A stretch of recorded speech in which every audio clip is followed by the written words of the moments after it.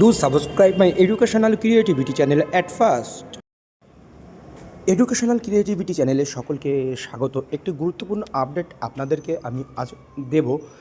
যে বিষয়টি হলো ওবিসি মামলা। রাজ্যে পিছিয়ে গেল ওবিসি মামলা। এই ওবিসি মামলা পিছিয়ে যাওয়ার জন্য প্রাথমিক নিয়োগ প্রক্রিয়াও ভেস্তে গেল।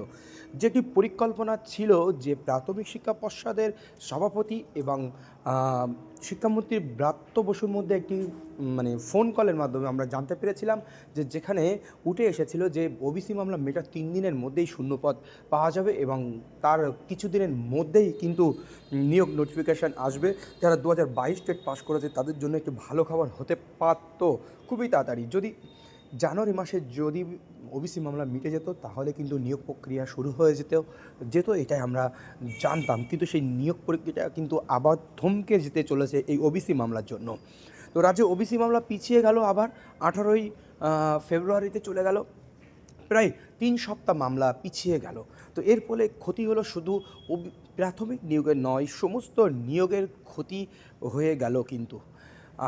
তো এখন এই ওবিসি মামলায় 18ই ফেব্রুয়ারি তো পিছিয়ে গেল, আবারই কি এই মামলা পিছিয়ে যাবে? সেই ডেট কিন্তু আমরা 18ই ফেব্রুয়ারির আগেও কিন্তু আবার জানতে পারবো। ওবিসি মামলা এক প্রকার বাহানা বলা যেতে পারে, কারণ এই ওবিসি মামলা বাদেও ওবিসি মামলা চলাকালীনও কিন্তু আমরা দেখতে পাচ্ছি যে সমস্ত কলেজের ভর্তি প্রক্রিয়া কিন্তু চলছে। ওবিসি সংরক্ষণ সেখানে থাকছে, ভর্তি প্রক্রিয়া চলছে, সব কিছুই চলছে, কিন্তু নিয়োগের ক্ষেত্রে সেই প্রক্রিয়া চলবে না। এটা কেমনটা হয় সেটা ক্যান্ডিডেটদের জন্য বঞ্চনা বলা যেতে পারে। আর কতদিন অপেক্ষা করবে প্রাথমিক নিয়োগের সঙ্গে যুক্ত ছেলেমেয়েরা? কারণ প্রচুর দিন ধরে তারা অপেক্ষা করছে।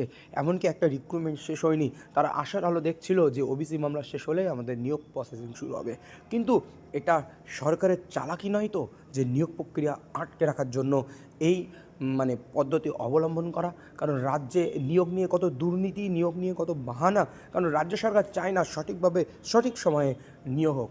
চলুন আমরা সুপ্রিম কোর্টের ওয়েবসাইটে দেখে নিই কী আছে ওবিসি মামলার আপডেট, কবে হিয়ারিং, কোন বেঞ্চে, বিস্তারিত দেখে নিই। চলুন লাইভ দেখুন। সিরিয়াল নাম্বার 1, ডায়েরি নাম্বার 27287/2024, একদম সুপ্রিম কোর্টের লাইভ আপডেট।